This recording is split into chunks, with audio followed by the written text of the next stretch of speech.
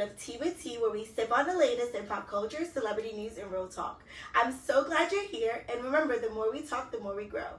So grab your favorite cup of tea, settle in, and let's dive into today's conversation. I am so excited today, y'all, because I have my very good friend with me. She is one of the most authentic, sweet, amazing souls that you will ever meet. My girl, Ruth. Yes, Yay! thank you for having me. You're welcome. Yes. Introduce yourself. Hi, everyone. As I always say, I hope you're well and keeping it positive. Even though it's a very difficult time for us right now, we have to stay prayed up. But I am Ruth Fleury from Scholars of Tomorrow Publishing. Thank you for having me. You're welcome. Tell us a little bit about what you do. Sure, yes. So I am a children's book author. Well, actually, I'm an author because now it's tapped into another genre. But I love writing books. I love telling my stories. And they're real, coming from my life or people around me. So just building awareness and teaching others through storytelling is what I love to do. I love that. And I do have a few here. Yes. So I have one of the latest copies of Strength in Every Scar, a mother's C-section journey. So this is it here. And I also have a planner for the moms who are pregnant that go along with this book.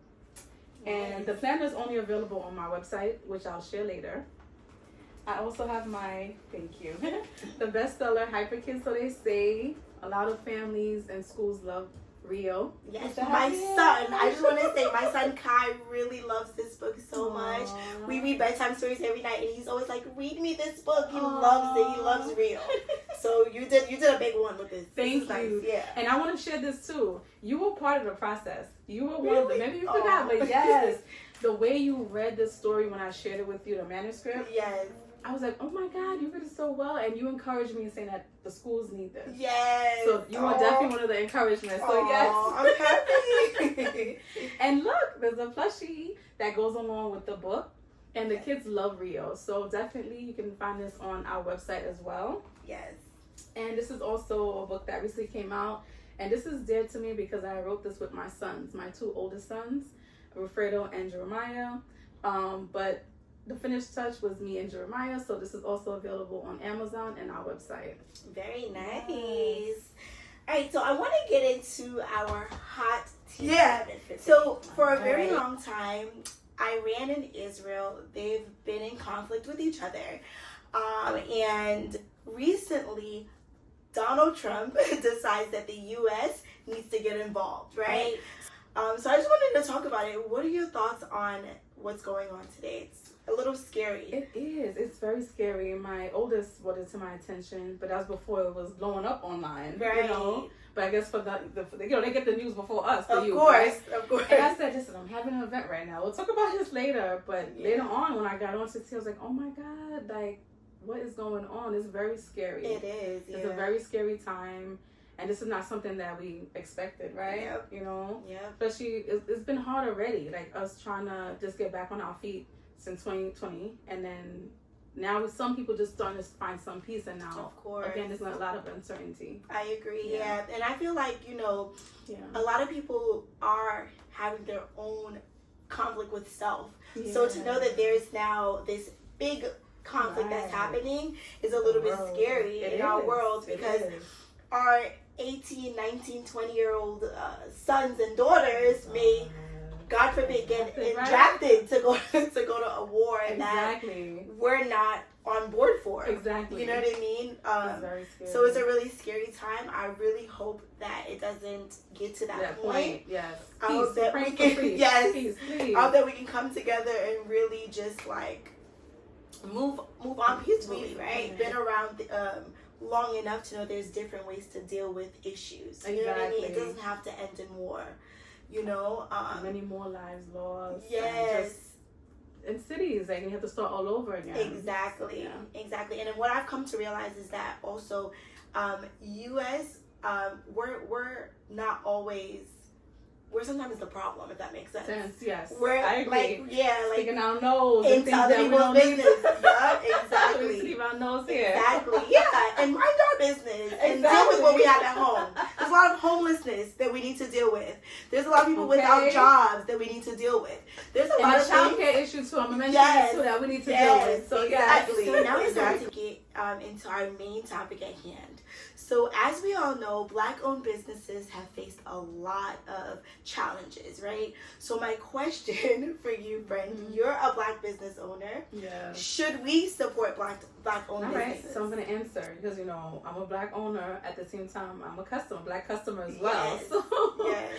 But definitely, yes, I would say we do need to support Black businesses.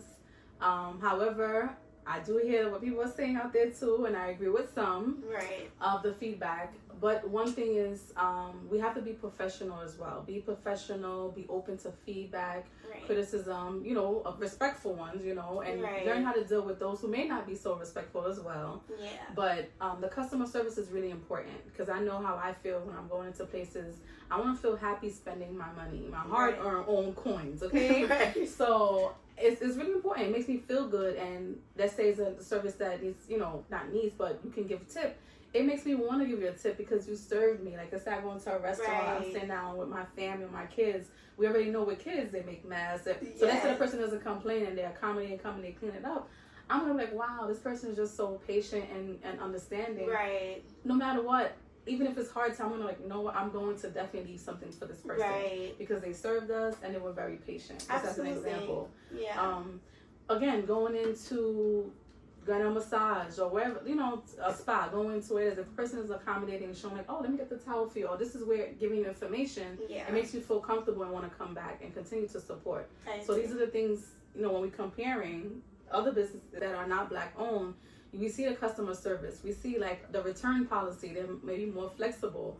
These are really important because we want to know in case something happens, we have that opportunity to, you know. I totally agree. I definitely agree with you. I feel like we should support Black-owned businesses.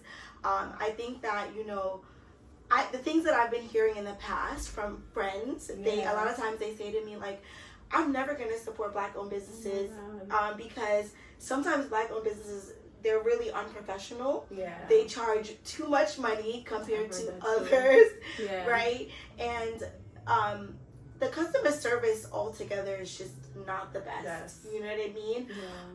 But I really like urge everyone to be a little bit patient with Black-owned businesses. I agree. Because I do feel like, you know, we've had a lot of setbacks, and it's not because of our own doing. Right? I think there's a lot of systematic oppression and things done to Black-owned businesses. Like there's loan discrimination, for example. They get higher interest rates. Exactly. You know what I mean? Compared to other business. So it's already hard being a Black-owned business owner because there's so much up against you already. Why not give them some grace? You know? I'm going to give you an example, right? Based on some statistics, according to the U.S. Census Bureau, Black-owned businesses account for approximately 2.2% of all U.S. businesses. Wow. 2%? Right. 2.2%. Oh my God. So there's not a lot of Black-owned businesses out there already. You know, but yet we are consumers. We buy a lot. We spend our money a lot, right? And we support everybody too. Exactly. Think about our neighborhoods, for example, right? In our neighborhoods, there's not a lot of Black owners compared to other people who come from outside of our they live outside of our neighborhoods, but they come in our neighborhoods and they create these businesses and collecting our hard-earned dollars. Because we're great consumers. We really like support. We'll spend on anyone, right? But I think it's really important to be able to have that money kind of like stay within our community so we can grow and build and change that statistic over time. Exactly. Yes. So I do feel like we need to support, and like it's okay to give feedback, right? As long as you're not hostile. Exactly. Because I think sometimes no one's gonna listen to someone who's gonna come up to them and tell them your business suck and yell and scream and curse. That's not the way to you know? Yeah. Can I share a story? Of course. I remember I told you recently too. I went into a restaurant, Caribbean restaurant. As we know, sometimes our Caribbean folks get a little rough. You know, their customer service, they do need to work on that. Okay? Yes. But so I wanted to get the food and I bought vegetables. It's called legume. Right. But the legume and the meat that was inside, it tastes like it was burnt. So I was like, oh no, so you can't enjoy it. Right. You know? So thank God I didn't leave in front of the restaurant. I said, let me go back in and speak with them and let them know. So when I did, I brought it in. I said, look, you know, I just bought this and it tastes like it's burnt. I said boulet, Right. which is burnt. It was a Haitian Right. restaurant. So Minnie started giving attitude. Was like, oh no. And I said, wait a minute. I said, hold on. I just spent my money here. Of This course. is not a favor. This is a business. Exactly. If I'm telling you this is what happened, I bought it so you can see, you should be accommodated. Right, Like, of you know, course. I shouldn't be getting this backlash. Okay. So then I immediately took my phone out and I started recording. Because at that point, I said, I want to speak to the supervisor. But I didn't want it to be a her or she said or he said. I wanted the evidence so that when I Right. speak with the supervisor, I said, look, you got to train your staff. You know, you got to do better. Yeah. So once she saw the phone out and I was recording, then her tone changed. Her attitude changed. And I said, oh, okay. So it took the camera to come out for you to change? Yeah. So Because they don't better. want you to go viral. They don't want you to go viral. You posting that would look bad for their business, and they don't want that. You know, and I'm glad you did that because some people would just write that restaurant off and be like, I'm never going there again. I'm letting all my friends know. But you didn't do that. You decided to help by giving the feedback, like, hey. Right, because I know my husband know the owner, so it's like not personally, but we know her and she's been in business for a while, and she's not there. And sometimes, unfortunately, with businesses, especially black owned, you have some staff that workers are not working well, and if no one speaks up and tell you that, you won't know. That's and you true. just see that you're losing business. That's true. So that's important because I'm being mindful as a business owner. So yeah, you're a business owner too, so you know if you are a black owned business owner, when you do receive feedback, please, make sure that you're taking it with a grain of salt. You're listening just to help build your business and make it better. Because people want to support black owned businesses. It's not like they don't want to, but if the service is horrible, it makes it hard.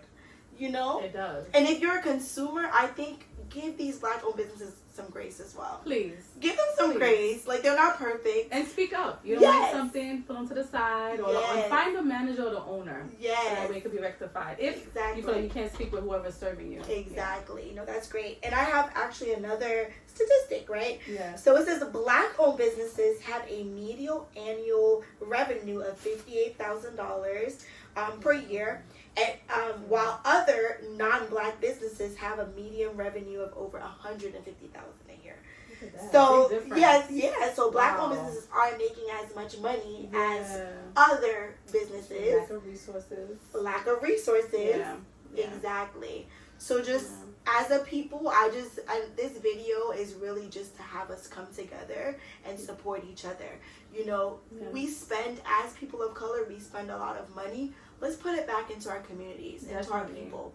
Let's help build them up. Let's, brush our shoulders off and it's really important. That's important. It's time for us to come together. Exactly. Okay, for us to come in unity and to teach each other better. And hey, I may know this or you know that. Yes. And then we can learn and grow together. Exactly. And move forward. Yes.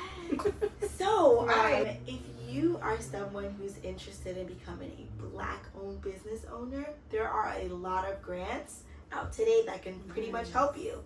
So I'm going to tell you guys a little bit about some different grants that you can apply for. So one grant is from Amazon. It's called Amazon Black Business Accelerator. They offer $10,000 in grant, business coaching, advertisement credits for black-owned Amazon sellers. And this is open until July 29th, right? Another one is the FedEx Small Business Grant Contest. So the biggest prize is $50,000 plus media and printing credits. And it opens every year. So that's pretty cool. Yeah, they also have the Visa She's Next grant. It offers $10,000 to black women-owned businesses. So if you're interested, definitely go on out and make sure that you apply for those grants. There's a lot of grants, right, that's available for you. Our tea of the day is the lavender tea. It reduces stress and anxiety.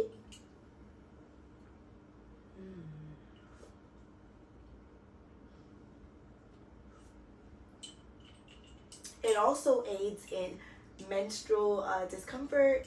Thank you for tuning in to today's episode of Tea with Tea. Don't forget to like, subscribe, and share. We'll see you in the next video. Thank you so much. Thank you for coming.